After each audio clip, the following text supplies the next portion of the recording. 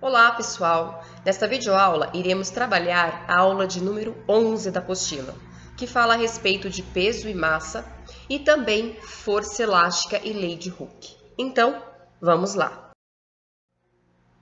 Peso e massa. Duas grandezas completamente diferentes para a física e que no dia a dia nós utilizamos como sendo sinônimos. Neste slide eu trouxe para vocês uma charge do Garfield, onde há a confusão entre os conceitos peso e massa. Percebam vocês que o dono do Garfield diz a ele que ele precisa perder peso. E a resposta inteligente do gato é: então eu devo ir a um planeta cuja gravidade seja menor. E está correto. E nós vamos ver o porquê nesta aula. Vamos lá! Vamos começar então falando a respeito da massa. Massa é a grandeza física que indica a quantidade de matéria que um corpo possui. Ela também está associada à inércia do corpo. O instrumento de medida capaz de medir massa é a balança. E a massa possui natureza escalar, o que significa que ela fica caracterizada, ela fica determinada apenas por sua intensidade e unidade de medida. Ela não precisa de orientação espacial. A unidade de medida no Sistema Internacional de Massa é o quilograma, e ela possui dependência apenas com o próprio corpo, ou seja, ela não depende do local onde o corpo se encontra. Desta forma, a gente conclui que, ao medir a massa de um corpo na Terra, na Lua ou em qualquer outro lugar do espaço, nós sempre encontraremos o mesmo valor, porque a massa é característica do corpo e ela independe do local onde o corpo se encontra. Ok? Continuando então com o nosso estudo. Vamos falar então agora a respeito do peso. O peso é a força exercida sobre um corpo pela atração gravitacional. Quando aqui na Terra nos referimos ao peso de um determinado corpo, na verdade estamos fazendo menção à força com que a Terra atrai aquele corpo para o seu centro. O instrumento de medida de peso é o dinamômetro e a sua natureza é vetorial, ou seja, para caracterizarmos o peso, necessitamos fornecer, além da intensidade e unidade de medida, também a orientação espacial, direção e sentido.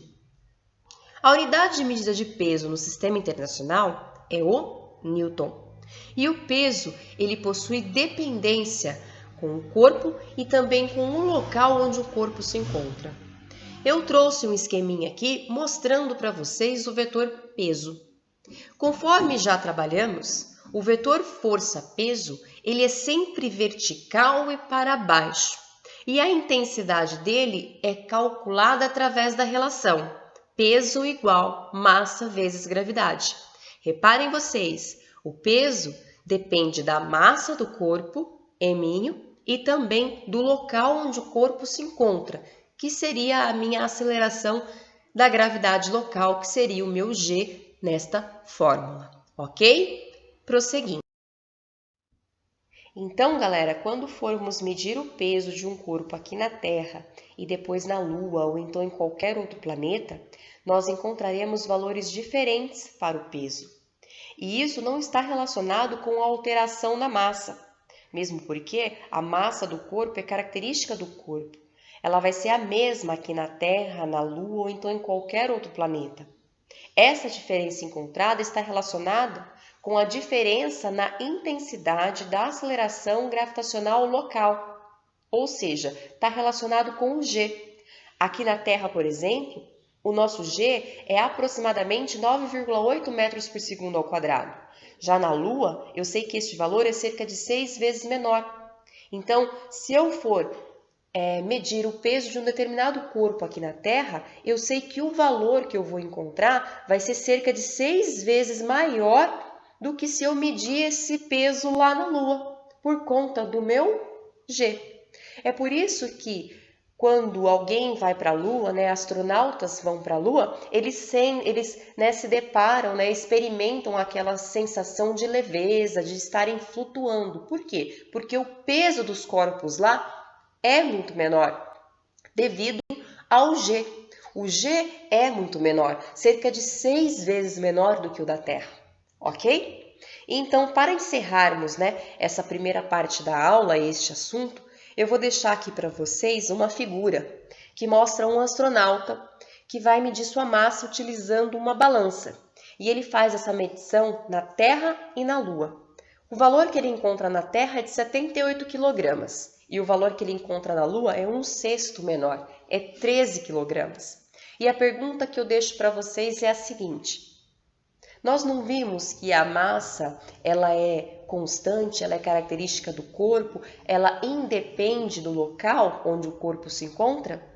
Então, por que neste caso o astronauta teve diferentes leituras para sua massa? Na Terra, 78 e na Lua, 13. Qual é a explicação para isso? Gostaria que vocês dessem uma pesquisada a respeito disso e depois nós voltaremos então a falar a respeito deste assunto, iremos então discutir aí as possíveis respostas que vocês trarão para mim. Ok, galera? Então vamos dar continuidade à nossa aula agora, falando a respeito de força elástica e lei de Hooke. Vamos lá! Dando continuidade então, vamos falar a respeito da força elástica. A força elástica, galera, é aquela força exercida por um corpo deformado, ou seja, por um corpo que foi comprimido ou esticado. Ela é uma força dita restauradora. Restauradora por quê? Porque ela tenta restabelecer, ela tenta restaurar a situação de equilíbrio da mola. Esta força, ela terá sempre a mesma direção da deformação e ela sempre terá sentido contrário ao da deformação. Então, vamos analisá-la. Na figura que eu coloquei para vocês aí ao lado, eu tenho um sistema massa-mola. Percebam vocês que inicialmente esse sistema está em equilíbrio, ou seja, a mola ela está em seu tamanho natural. Então, neste primeiro caso, na situação de equilíbrio, eu não tenho uma força elástica aí ainda. Essa força elástica ela só vai aparecer a partir do momento em que eu comprimir ou então que eu distender, eu esticar essa mola, que é os dois casos que seguem. O primeiro de compressão e o outro de distensão da mola, certo? A partir do momento em que eu comprimo ou então que eu estico a minha mola, aparece a força elástica atuando sobre o corpo que provocou essa compressão ou essa distensão. Essa força elástica, se vocês repararem, ela sempre terá a mesma direção da deformação e sempre sentido contrário. Olhem aí, no caso da mola comprimida, quando você comprime uma mola, você está provocando nessa mola uma deformação, neste caso aqui do meu exemplo, horizontal e para esquerda. Então, a força elástica, ela como é uma força restauradora, ela vai aparecer no sentido contrário a essa deformação. Então, ela será horizontal e para direita. E o contrário a gente evidencia quando a gente provoca aí uma distensão na mola.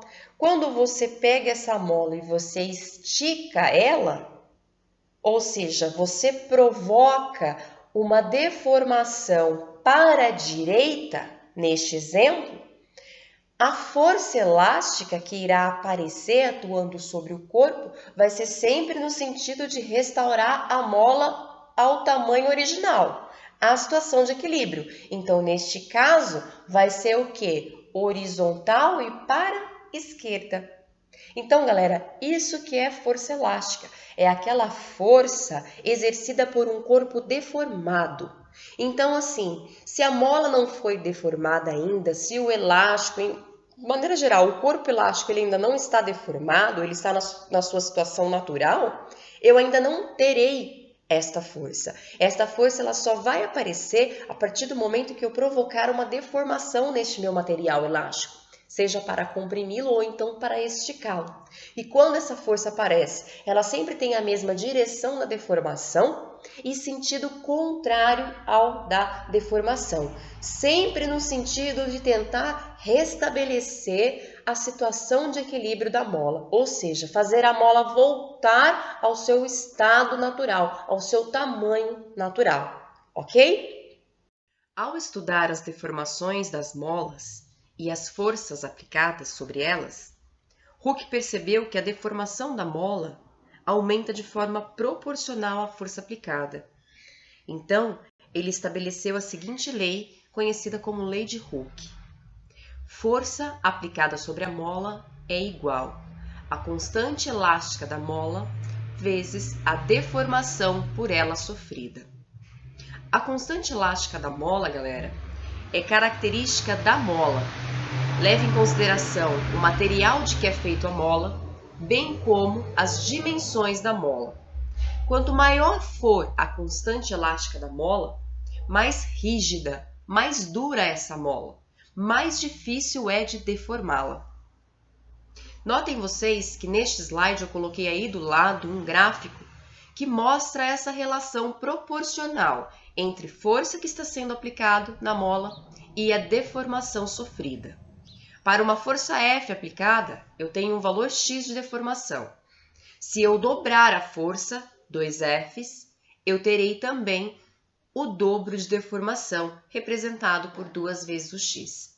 E assim sucessivamente. Isso é o que diz a lei de Hooke. Bom, galera, agora eu chamo a atenção de vocês para uma coisa. A lei de Hooke pode aparecer para vocês da seguinte maneira: força elástica igual menos Kx. E vamos entender o porquê deste menos. Quando nós falamos acerca da força elástica, eu disse para vocês que a força elástica era uma força do tipo restauradora, ou seja, ela é aquela força que irá tentar restabelecer, restaurar a situação de equilíbrio da mola. Então, a força elástica, ela é uma força que sempre atuará no sentido contrário ao vetor deslocamento da mola. Percebam vocês aí no esqueminha do lado que eu coloquei uma mola que está sendo esticada. Conforme você aplica uma força de tração nessa mola para poder esticá-la, você provoca um deslocamento nela para a direita. A força elástica ela vai surgir no sentido contrário, tentando restabelecer, tentando restaurar o equilíbrio da mola. Percebam que os vetores deslocamento da deformação da minha mola e o vetor força elástica têm sentidos contrários.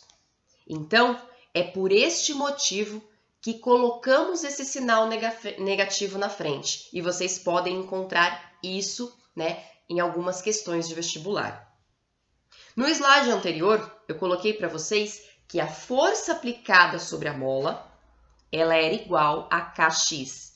Aqui neste slide, nós estamos falando da força elástica, a força que a mola aplica. Então, esta força sempre terá o seu sentido contrário ao deslocamento da minha mola, a deformação da minha mola. Por isso, este negativo na frente, ok? Então, uma coisa é a força que é aplicada sobre a mola, outra coisa é a força que a mola aplica. Então, aqui nós estamos nos referindo na força que a mola irá aplicar devido a essa tração aí, devido a essa deformação que ela sofreu. No entanto, o material de vocês traz o seguinte: ele traz que quando a força que nós aplicamos sobre uma mola, se eu estou, por exemplo, comprimindo a mola, uma força de contato, ou então se eu estou puxando a mola, eu tenho aí uma força de tração. Quando essa força de contato ou força de tração, ela é aplicada sobre um material elástico, como por exemplo a mola, ela também é uma força elástica. Então, por isso que na apostila de vocês encontram a seguinte relação: força elástica igual a Kx. Cuidado!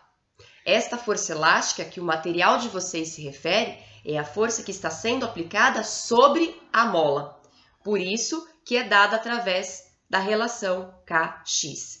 Mas se eu estivesse falando na força elástica como sendo aquela força que a mola aplica sobre o corpo, então eu teria que colocar o negativo na frente, porque esta força será sempre contrária ao deslocamento aí da deformação da mola, ok?